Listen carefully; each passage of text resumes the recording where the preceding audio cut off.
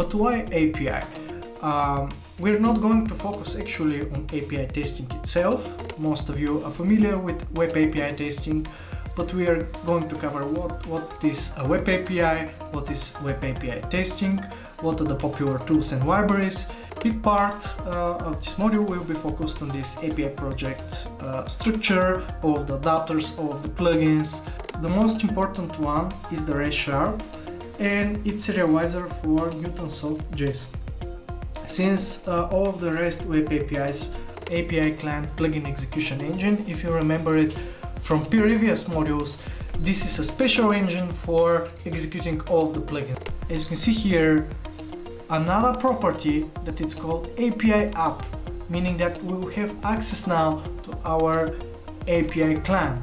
Why you need such a core project here? Because we may often, half of our test is actually about creating all of this test data. Hi guys, greetings from Bulgaria, I'm Anton, and this will be the next module out of our Advanced Test Automation Framework Development course. We're going to discuss how to build API core components. But before starting, please subscribe to the channel, hit the ring bell so that you get notified when new videos are published to the Lambda Test YouTube channel. Also check the awesome Lambda Test blog, because there are many advanced articles that can help you to be a much better test automation engineer. And as always, in the links below you will find all the reference articles to the topic that we are going to discuss, together with the GitHub repo. I suggest to clone the repo and work besides me. Here is the repo. For this particular course, I'm not going to create separate repos for each module, but everything is inside this Polaris-wide test framework. And for each module, we have a separate branch, so you need to check out this API core components branch. And since there is a lot of code, I suggest to clone the repo and work together with me. Also, in the links below, you will find jump links if you want to skip some parts and just listen the parts that you want to hear. Here you can see all of the groups part of this big course. This is not the specific module by module list, but rather all of the core groups. In the previous module we covered again, and we discussed this operational excellence, right? When we discussed other topics, and now we are going to return to this group, building core components, talking about API. But why API? We're not going to focus actually on API testing itself. Of course, initially I'm going to give you a short overview. I'm sure that most of you are familiar with web API testing, but we are going to cover what is a web API, what is web API testing, what are the popular tools and libraries, and why you need to care. And of course, here my emphasis for integrating that into our framework will be more about using web APIs for test data preparation and verification, and how we can integrate that together with our current solution for web and mobile. For example, creating BDD logging and toss messages in Lambda test, or also we'll include some retry logic into our API client adapters, and so forth. A big part of this module will be focused on this API project structure, all of the adapters, all of the plugins, and so forth. Still, you'll be able to use this project for API testing as well too. This is really important.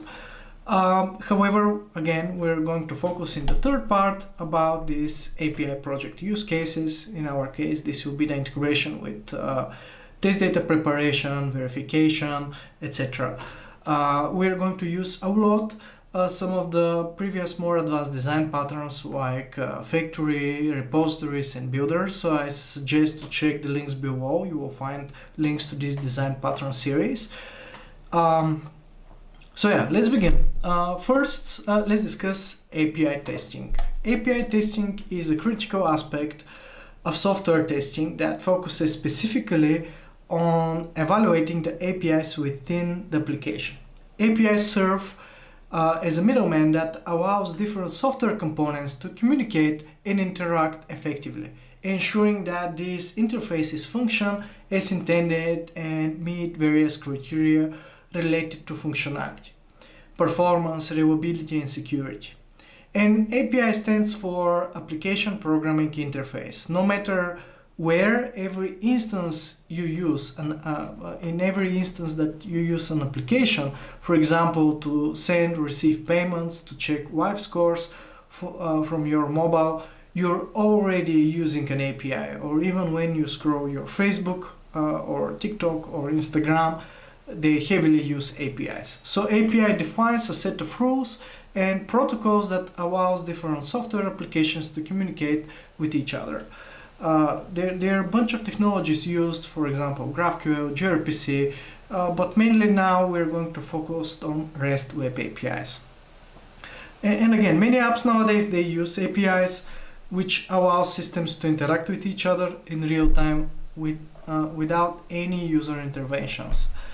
To demonstrate that, I'm going to use a previous application that I developed for our design pattern series. Is this music management application. It's basically just exposing this SQLite database that has some genres, tracks. It's a simple database that have many tables like tracks, albums, purchases, customers, that's it.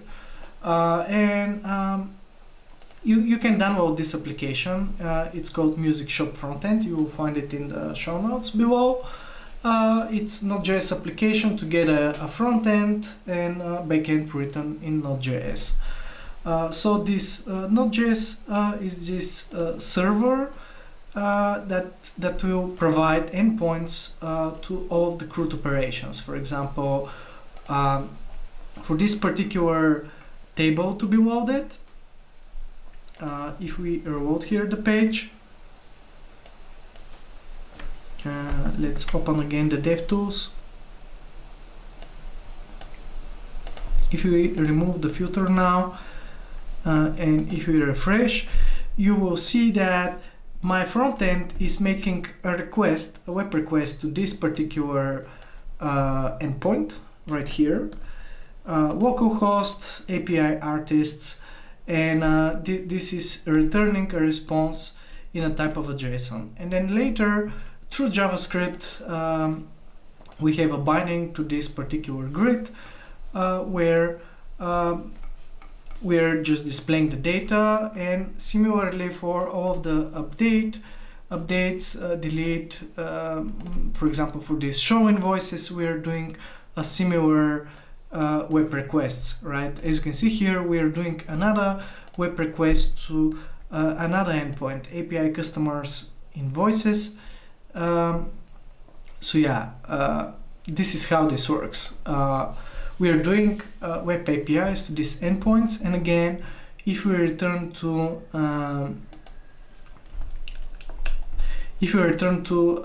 the music shop that I suggest you to clone, right here, again, when you start the application, our front end through JavaScript will make requests, and then inside our endpoints in the backend, on the server, we're going just to make a SQL query to the database, and we're going to convert that to JSON again and return it. This is how this works. Again, I suggest you to watch the modules about design patterns, specifically about repository and builder. Right now, I'm not going to focus more on this particular application. The whole point was that I already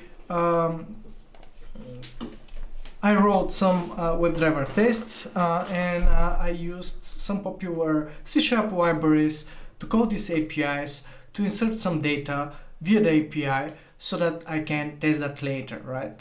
And this is what I meant by this test data creation. But before we move to the actual implementation, again, I want to just give you a quick overview about API testing, right? So API testing, it's a crucial part of the software testing. And again, I don't suggest always just to have system tests. On the opposite, you need to have a lot of API tests, and you can use this module to do that. Again, this won't be our focus. So this API testing, it's a crucial part of the software testing as a whole. It focuses on ensuring APIs function correctly within an application. And these APIs, they serve as middlemen again. We have different types of API tests: functional testing, performance testing, wall testing, stress testing, spike testing, scalability. And this API testing is essential because it ensures that APIs work as expected, delivering the correct data and supporting reliable software functionality. It's also crucial for security, as APIs are often targeted by cyber attacks. By testing APIs truly, you can identify vulnerabilities and prevent potential security breaches. Again, this is separate. We're not going to focus on that. There are other modules on the Lambda Test YouTube channel and online that you can find about that.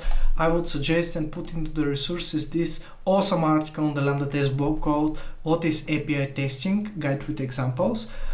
Please check it out. There are many examples about everything as I said. And now let's return here and now explore our API project explanation. I want first to give you a glance of what we want to achieve. If you remember, we have integration now within our framework to execute tests in the cloud.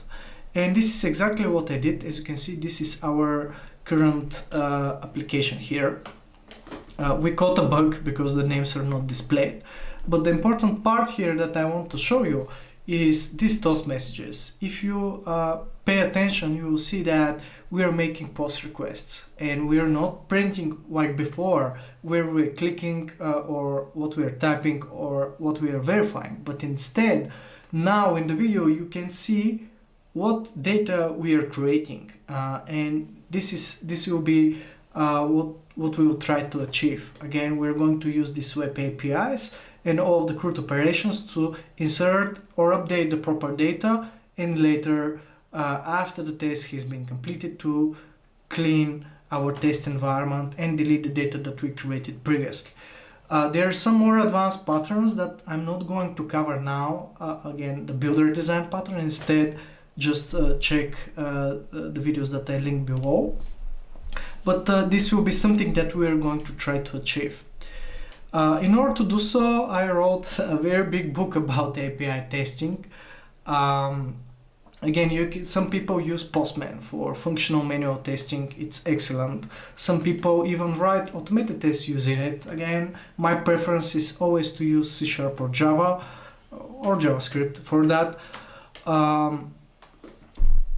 And since our framework is built on C#, now I'm going to show you different possibilities, different libraries that we can use in our framework. The first popular choice is called res#.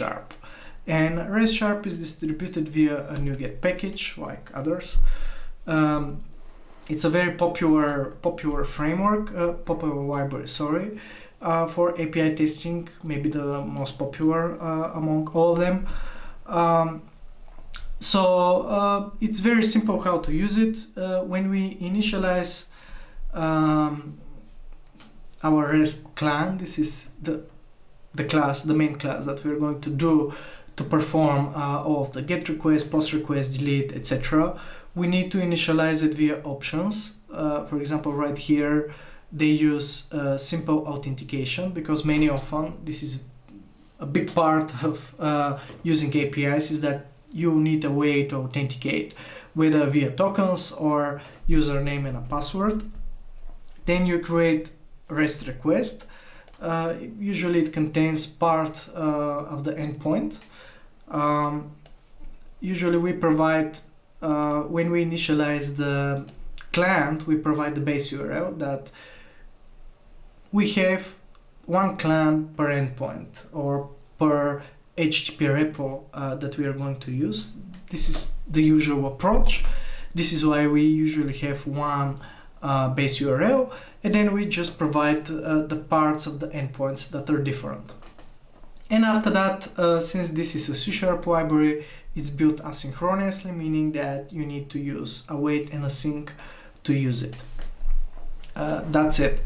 Another choice, this is the GitHub repo. As you can see, it has almost 10,000 stars. Another option is a new library, a new port by Bas, Dijkstra. He ported the popular Java library called REST Assured to .NET. To be honest, if I would always prefer to use REST compared to REST Assured. I'm not a huge fan of this fluent syntax, that it's a BDD style. Nothing against REST Assured. We're using it heavily in Java projects, but still I prefer for C# to use REST. Another alternative, very popular again, if you check the stars count, it has twice less stars. It's called Furo. I have included that in my book as well. It has another type of syntax that it's using again, fluent interface, fluent syntax with these dots and chaining methods. It's a matter of choice. Again, I prefer the syntax of REST#, as you prefer, but again, in this module we're going to use REST#, but I give you options. You can pick one of them. Alright, so if we go now to our solution, you will notice that right here I have added a few more tests that we are going to explore in a minute. But for now, we're going to focus on this new project, 𝒏𝒐𝒏 API. In this 𝒏𝒐𝒏 API, if we open the project, this is the MS build definition. I have added a few important NuGet packages. The most important one is the REST#, and it's a serializer for Newtonsoft JSON. Since all of the REST web APIs, mostly 99% are working with JSON, I usually prefer to use this Newtonsoft JSON, which is like a standard. Another popular library that is used together with REST# is called Poly. In this Poly library, is here, you can, it's right here, this GitHub. I will include that in the description below. This Poly library is a popular .NET library for retrying mechanism, and usually it's used together when you build microservice architecture, right? Because when you connect multiple API services, many of them sometimes are down because they are deploying, etc. And this is why you need such a library for retrying, circuit mechanism, etc. We're not going to use it in full, but rather just for retrying technique. Why we need a retry, and why we are going to create an adapter for and not just use directly REST#.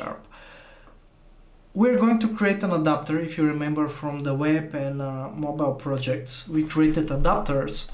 And these adapters, they basically have a reference to the thing that we are adapting. In previous cases, these were Selenium WebDriver and APM. Right now, we are going to create an adapter for the REST# client. And here, with the adapter, we are changing a little bit how we use the library itself. We are going to provide new signatures for the methods, and we are going to add new logic.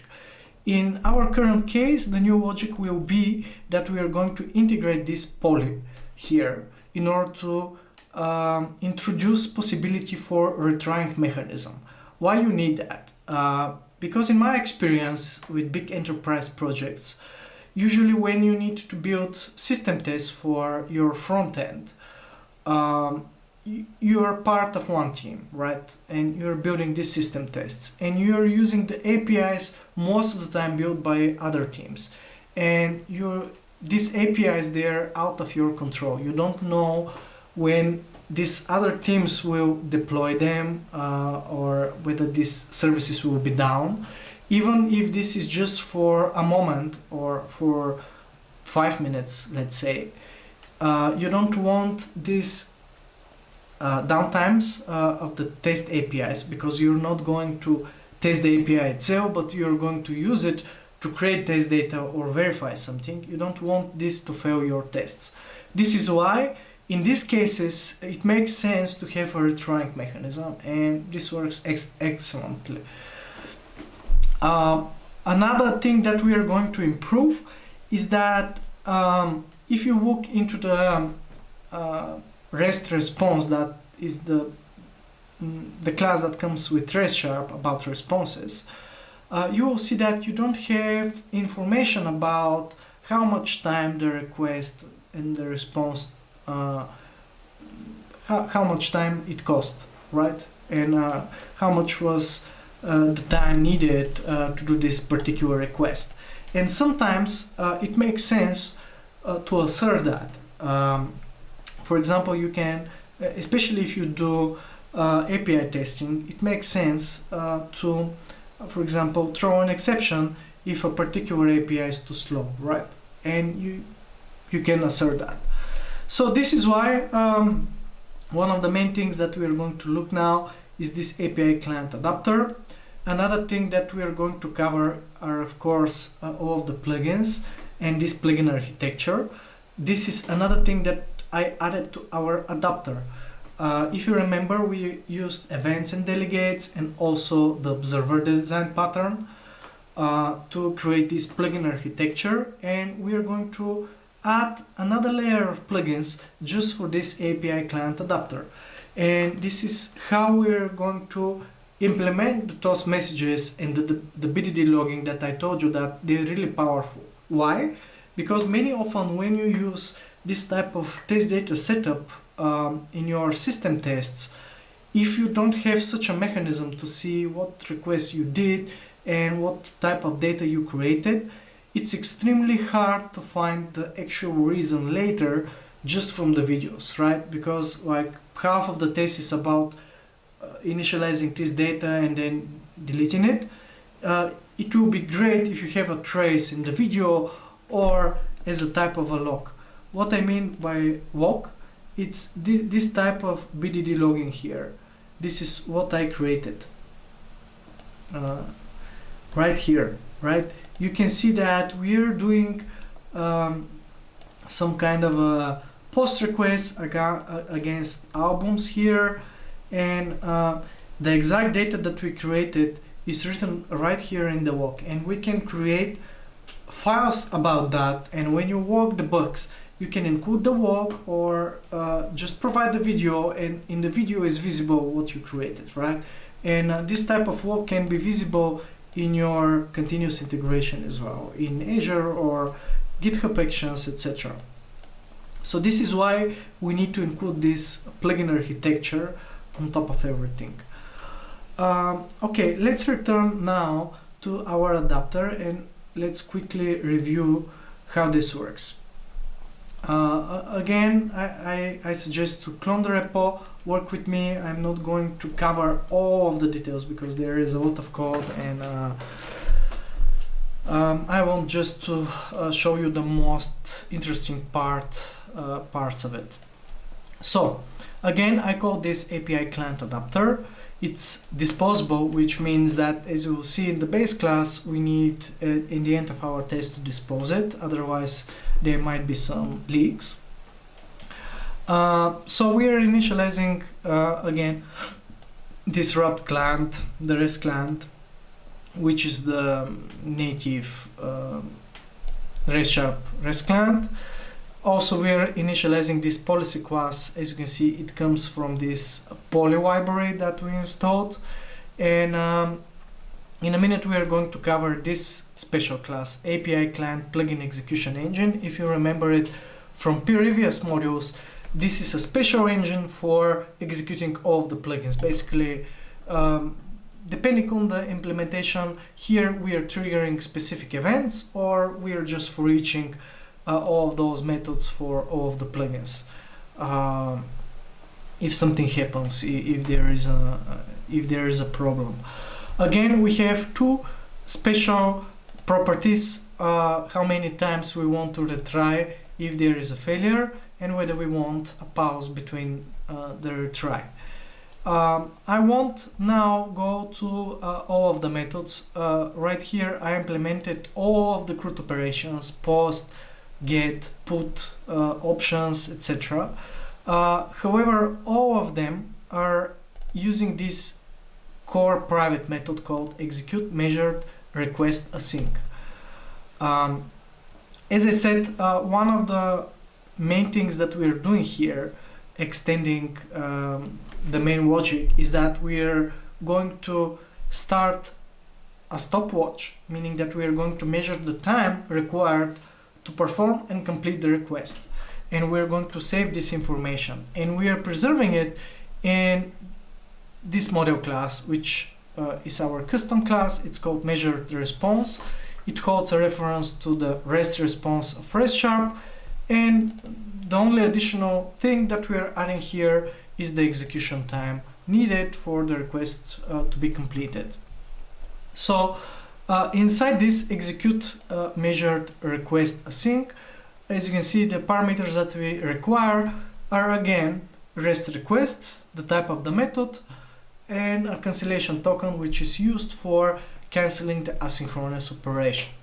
Again, this is out of the scope now to discuss await and async. I suggest to check the MSDN about that if you're not familiar with how to use async await in C#. But yeah, we are initializing this retry policy. Again, this is the core reason why we installed this library poly here. I just copied that from the documentation, and we are saying wait and retry async. This is going to configure our retry policy. We're basically initializing and providing our properties, the max retry attempts and the pause between failures. And after that, the retry policy has this execute async method. You can provide an actual method, or like in my case, I'm implementing asynchronous anonymous lambda expression on anonymous methods. Basically, we're going to execute this particular piece of code every time, and we are going to retry it if this fails. So we are starting a stopwatch here, and right here in the middle, we are actually using the actual REST client to execute the actual request. However, as you can see, the other additions to what we are adapting is that we are executing our plugins here before the request and after the request. And if you recall here from what we did, this is the point where actually we are going to trigger this BDD logging and the toast messages. These are the places where we're going to create our plugins. And after this has been complete, and if everything is successful, we're going to stop the watch and create this measured response. The only thing that we add here is the elapsed time in seconds. Yeah, that's it. Nothing more really special about this adapter. Now, how we use that? Again, we have two base classes, one for MSTS and one for NUnit, and one app class, similar to our architecture for web and mobile.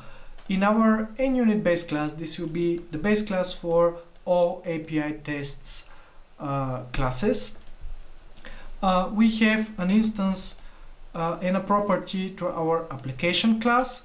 After the class, on the class cleanup, we are disposing the API client. Again, this is really important. And during the configuration phase, we are adding all of the plugins. Please note that there are different types of plugins. Again, this plugin execution engine, it comes from our core project, and this is extending NUnit and MS Test basically on a larger level.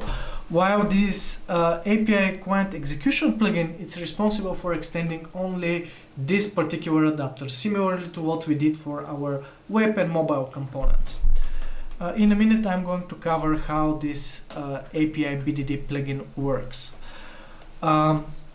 If we see our demo project, you will notice that we have now a special folder here, API, right here, API. And you will find the test that I showed you the video for is this data-heavy web tests. But before that, I want to show you one real web test. These utilities tests, again, it's not important what they actually verify, but it's important to know that we are deriving here from this API test. This way you have access to our app class that has an access to our API adapter. Also through the API adapter, you can add headers, as you can see here. Also, you will note that we can use regular NUnit assertions to check whether something is successful or not, or we can use our framework's capabilities to do that. For example, I have added this type of library for example, verifying that a response has been successful, checking about particular status code, checking about response headers, or that the content contains something, or checking the encoding, and so on and so forth. Or we can verify that since we are working here with models, we are not working with JSON files. Please pay attention to that. We actually, res_sharp is really powerful, and it can work directly here with these model classes. Again, you can watch the video about HTTP repositories in a minute. Really quickly, I'm going to give you a refresh, but I suggest to check this video about HTTP repos first. But we have these model classes. A model class here regarding the this type of API testing is just a normal class that contains a few properties that are basically the representation of our JSON that you saw in the JSON response or in the body when you want to create something. And res_sharp through Newtonsoft JSON will serialize and deserialize these C# classes to JSON and vice versa, which is really powerful because you're not working with strings, but rather you're working with actual C# objects, which is really cool, right? So where I put all of those assertions? Well, I created another folder here called assertions, right? Similar to our validations for what we have for web and mobile. As you can see here, I'm trying for all of our core projects to have a similar design and architecture, and when someone is using our framework, then it will be much easier for them to orient and follow our design principles and architecture and implement the plugins in the same way. So the most important part of these assertions is right here in these API assertions extensions. I implemented all of those assertions as extension methods to our measured response. As you can see here, we have assert content contains. This is a static method. We use the special keyword this. This means that we are extending this class, measured response.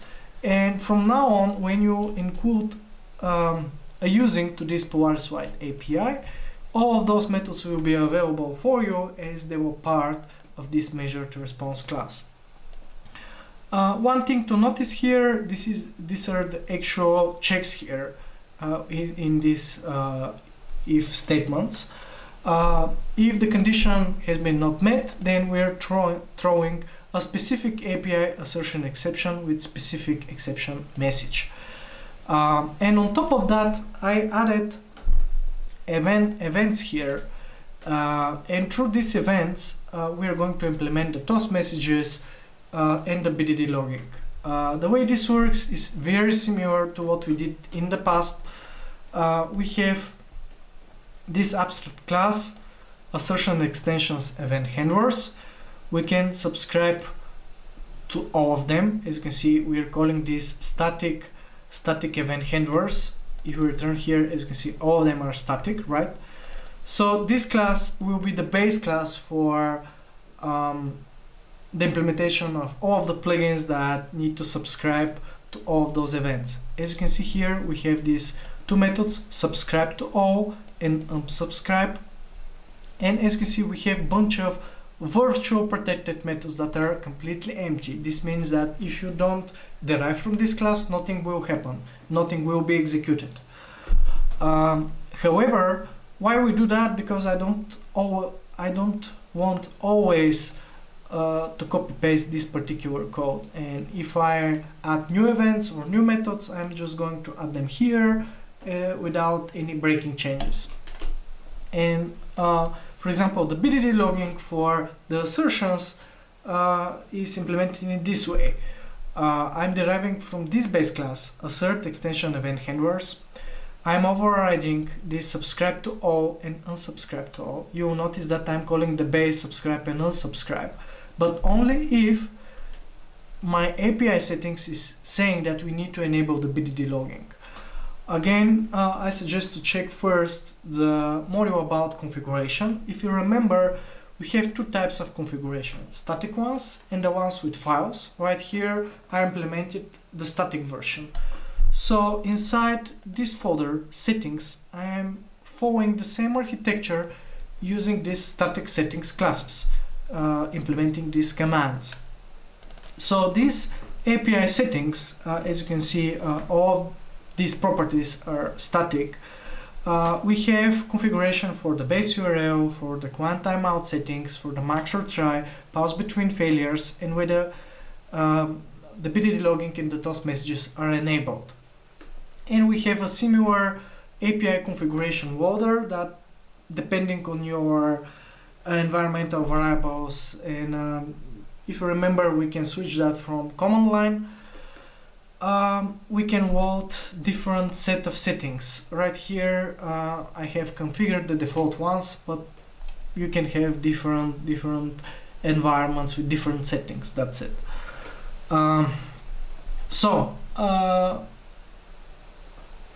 As you see in our demo project, this is important. You need to call this loader inside our assembly setup, assembly initialize. This global setup, one-time setup, will be executed once for the project. This means that once for the project, you're going to load all of the settings depending on your specific environment. So, yeah, about the BDD, again, you can enable it or disable it. If it's enabled, then this will be executed. We will subscribe to all of the events, and these methods will be executed. And here I implemented the BDD logging in the similar way how we implemented that for web and for mobile. We're using our logger that we implemented in our core project. Again, depending on your global settings, this can be inserted into the console log right here and in your continuous integration system, or in the debug output, or in a file, or someone else if you have another implementation of the logger. So this is how this works. You will notice that I have one more folder that is called plugins, and this is regarding the actual plugins for the API client, as I said. So right here I implemented, in a minute I'm going to cover the authentication really short. Again, this won't be our main focus. However, I implemented such a plugin, and I suggest you to check this too. However, my focus will be on these three classes here. So I have this base class. It's very similar to the base class that I showed you before for the assertions. It's called API Quant plugin, and we have methods enable and disable, or you can use the word subscribe all and unsubscribe as you wish. You will notice here that we have similar event handlers that are static, that are part of this API client plugin execution engine. This execution engine is responsible for, we are using it in our API client adapter, if you remember. So in our client adapter, right here, please pay attention right here, we are executing and we are using this API client execution engine before executing the actual request and after it. So this API execution engine, it actually contains similar static events on quiet initialize, on request, timeout, before making the request, after making the request, and if it failed. And again, here we are just invoking those events in all of those static methods, nothing more. Basically, in our API client, we're just invoking all of those events. And in this specific base class, we are subscribing to all of those events or unsubscribing. And as you can see, they are protected, virtual, empty, meaning that if you don't have an implementation for this client plugin, nothing will happen. However, I have an implementation for it. It's called API BDD plugin. As you can guess from the name, here again I have a very similar implementation. If the BDD logging is enabled, then we're going to subscribe to all those events or unsubscribe if we call the disable. And then after that, I'm just overriding all those protected methods to all our core project logger to create all of those logging events here. This more complex logic here using the string builder is responsible for generating this sort of these logs where let me expand it for you, where we're printing each property and each value for it. So we're using this syntax with the string builder, right? Again, you can check it. It's not the important part that I wanted to discuss now. But again, we're using this base class, and we are going to use it again to implement our toast messages. The way the toast messages are integrated is very interesting. Actually, now in our web project here, right here, I added a dependency to our API project now. And why is that? Again, many often in your web test, you will want to have an access to be able to do web requests in order to initialize the data using HTTP repos or call other third-party libraries through APIs if they don't have an actual C# SDK.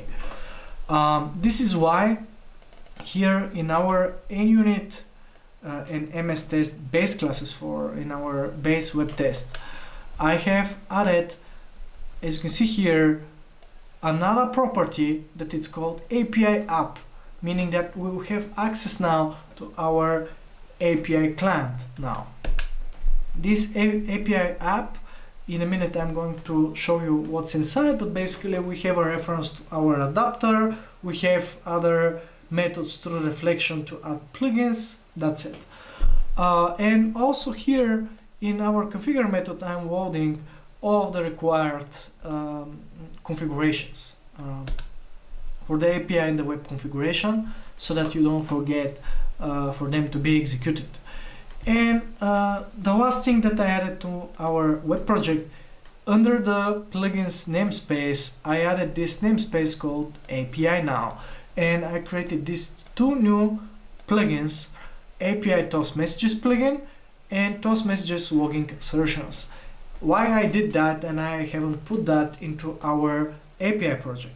Because in order to trigger, if you remember how the TestMessages work, they use JavaScript and we don't have access to our WebDriver in our API project. But now our web project has access to our API project. And this is why here our API TestMessages plugin, it implements this API client plugin. Again, don't confuse it with just the base plugin class, that it's a bigger plugin that is extending NUnit and MSTest. This is just extending and giving us access to the events of our adapter before making the requests, after making the requests, on a timeout. That's it, and we can execute some logic there. So again, we can enable and disable that if this property about the TestMessages is on and off. And after that, I am creating a new instance of our driver adapter and calling our info TestMessages. Basically, the whole logic here is the same, but instead of calling the logger, I'm calling our driver adapter and this info TestMessages. That's it. Actually, when there is an error, actually you can call, instead of info, the error TestMessage. Maybe this will make sense because it will be in another color, which will make you easier for you when you watch the video to troubleshoot easier. And lastly, if we return to the API project now, I want to show you one more thing. If we return to this test class, you will notice that I have one setup here that it's commented, and I put this on purpose. This is the original syntax how we initialize the authentications for regular REST sharp. We need to create this authenticator where in this case this OAuth2 authorization request header, we need to provide the token. We need to provide this special token and then provide it to the constructor of REST sharp or to the options class. Again, as you can guess from our usage, this cannot happen, or you need to put that into your static settings, which is not the best practice. Instead, I implemented another approach using this type of attributes here. We just provide the type of authorization that we're going to do, whether this is a basic, OAuth2, or we support all of them. And we provide here this token as a parameter. Again, when we talk about security, we're not going to plan and paste that like that, but instead we're going to load that from environmental variables or key vaults, etc. But again, the point here is that we use attributes to implement that, and we have a plugin, special plugin in our API projects to support that. You will find that in our authentication folder. In our authentication folder, we have this API authentication workflow plugin right here, that it's executed before test class initialize, when we initialize the API client adapter, which has a property to this authenticator, and each of those attributes that I implemented for all of the strategies, it implements an interface that gives us and initializes the proper authenticator here, get authenticator, and this is how we're going to initialize it right here. So for example, the OAuth2 authorization attribute right here, it implements this get authenticator. It returns, because all of the authenticators in REST sharp, they implement this iAuthenticator interface. I'm returning always the interface, and here I'm implementing this OAuth2 authorization request header authenticator. That's it. Again, this is a little bit out of scope, but it's really important for how our APIs work. Now, lastly, I want to show you how actually we use that to create data, right? Again, please watch the videos about HTTP repos, about HTTP repositories. In short, the repository pattern is widely used design pattern that abstracts the way objects are stored, retrieved, and manipulated from databases and application. Right here, I call that HTTP repo because we are doing mainly CRUD operations like insert, update, delete, right? Get. Many people prefer to use another term called client, which is suitable if you have many other methods, not just working with the data. I was thinking that it will be useful to have this abstract HTTP repo here. As you can see, it accepts these model classes that I showed you before, like the album and the track and the invoice. Basically, here, instead of using regular res#, like we did before in the videos about repository design pattern, right now we are using our API client adapter so that you have access to all of those plugins about toast messages, BDD logging, and retries. And right here we are implementing get by ID, get all, create, update, delete, etc. And usually we use together with the repos, we have another pattern. We use factories. These factories are right here. I have implemented the repos like here, the repositories. So I have implemented the repositories for all of the entities part of our music shop app. We have all of the models and all of the factories.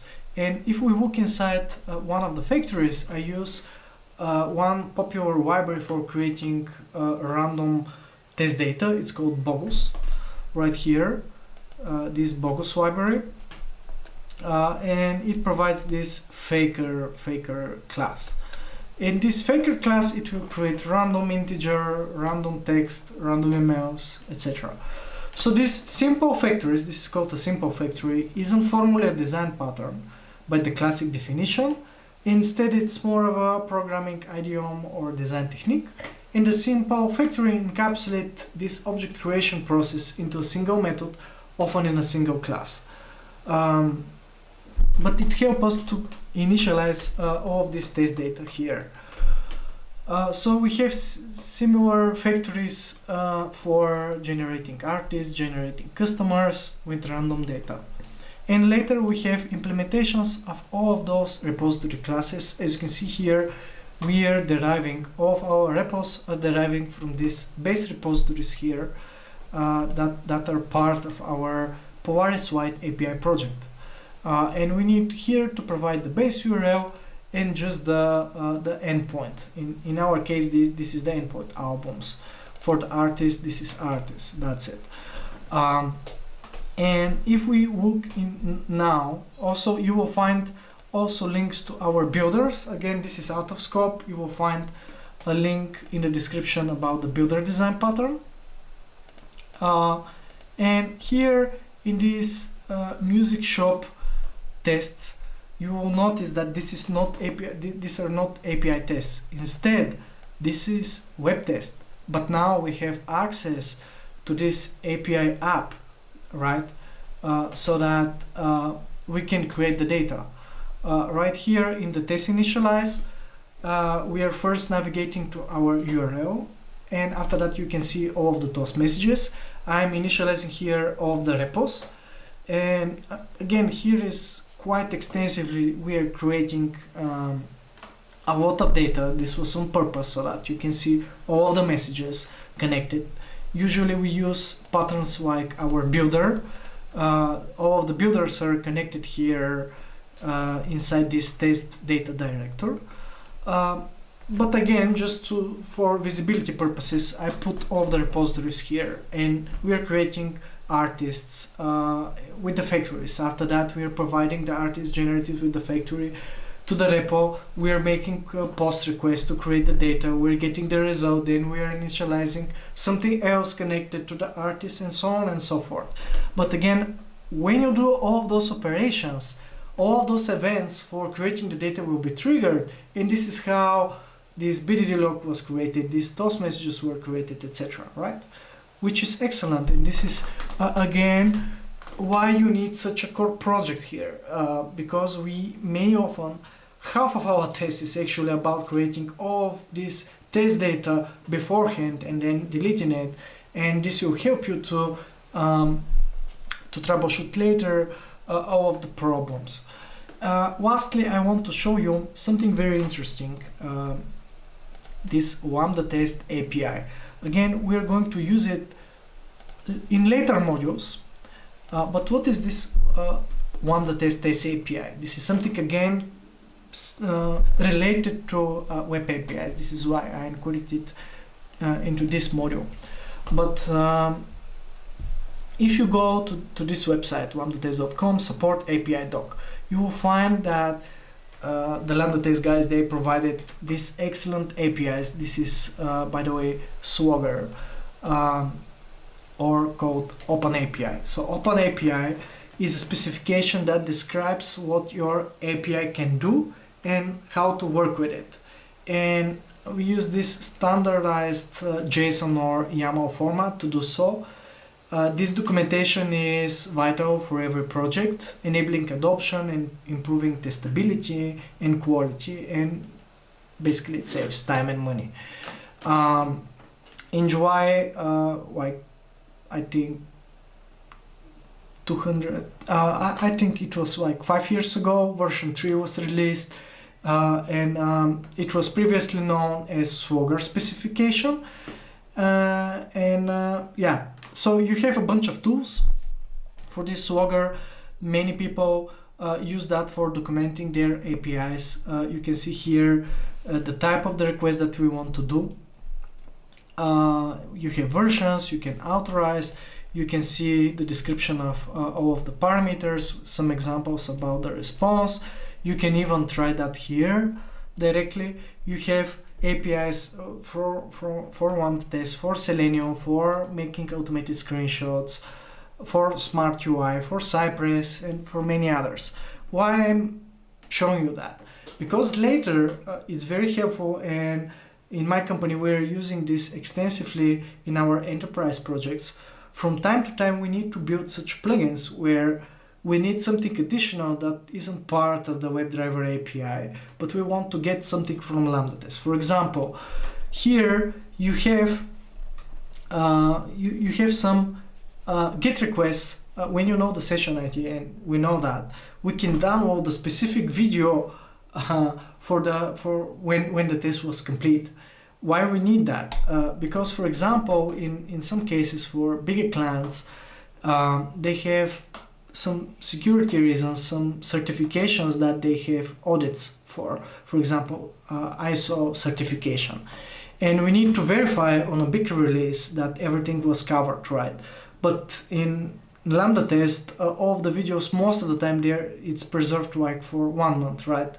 And after that, all of the videos are deleted because they're taking a lot of space.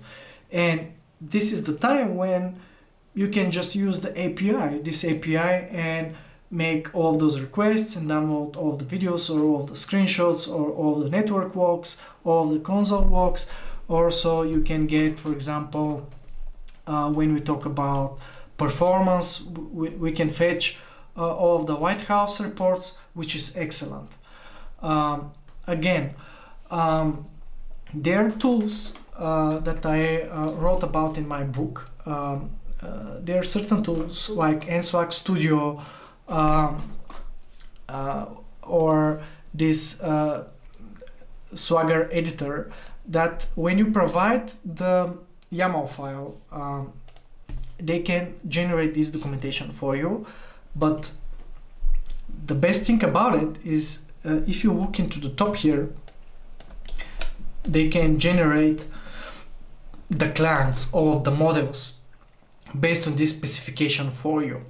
Again, usually depending on the service, you will notice that here at the beginning you have access to this OpenAPI YAML file, or even here when you refresh the page in the network tab, you can find the right link and download the YAML file yourself, depending on the tab that you need. Just be careful. I prefer not to use the online editors, just to show you quickly that I use the online editor. If your API is not a public one, I suggest you be very careful with pasting all those specifications online. Instead, they have there is another app called NSWAG Studio. As you can see, it's a desktop app. It has many more options when you generate all those clients for you. So I prefer always to use the desktop option, right? Instead of copy pasting something that might be sensitive. There might be a security problem for that, so be careful. So what I did here, I generated actually all of those clients using these apps. They generated all of those interfaces for me, together with all of the models that we used before, that I showed you here for my models. But now I have them based on this Swagger definition. I generated all of those responses here and the requests, right? All of this is auto-generated. However, for the client, you will notice that right here, actually, I have API client adapter. Actually, I have right now, this is returning measured response. It's following my specific syntax. And in order to do that, I actually used the help of AI. I used ChatGPT right here. I provided the auto-generated code and I told him, please look into my adapter version and refactor it so that it's using my adapter now. And it's very awesome. It refactored everything. Like, I needed a few times to instruct it to fix some things, but like after 5 minutes, I needed only like maybe 10 minutes to refactor all of my classes, all of this auto-generated code now to use my API client adapter. And again, this is really awesome because this was auto-generated for me. And now, since I'm using my API client adapter, part of my API core project, I will be able to see when I use the Lambda test API, when I download videos and everything else. I will have toast messages, I will have BDD logging, which is really awesome, right? All right. So we covered many of the use cases again here.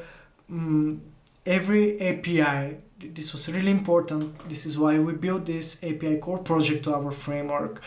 You can use it for API testing, but also it's really important to use these APIs for test data preparation, test data management, and when you create the data, you need to delete that, and we use together with a lot of design patterns like repository, factories, builders, and this core project, it follows the whole architecture and design that we had before for web and mobile. We use adapters, we use observer design pattern to build these plugins, and we combine that with the repositories, and we use Swagger and all of this Swagger UI and other tools to generate all of those models and later refactor them through ChatGPT to support our now BDD logging and toast messages. In the next module, it will be really interesting, we're going to build many third-party integrations into our framework, so stay tuned. Thank you for watching. If you have any questions, put them in the comment section below. Also, check the Lambda test blog and the community website. And don't forget to get your free certification about NUnit, MS Test, WebDriver, Appium, JUnit, and many other technologies from the Lambda test certification program. Thank you for watching and see you in the next module.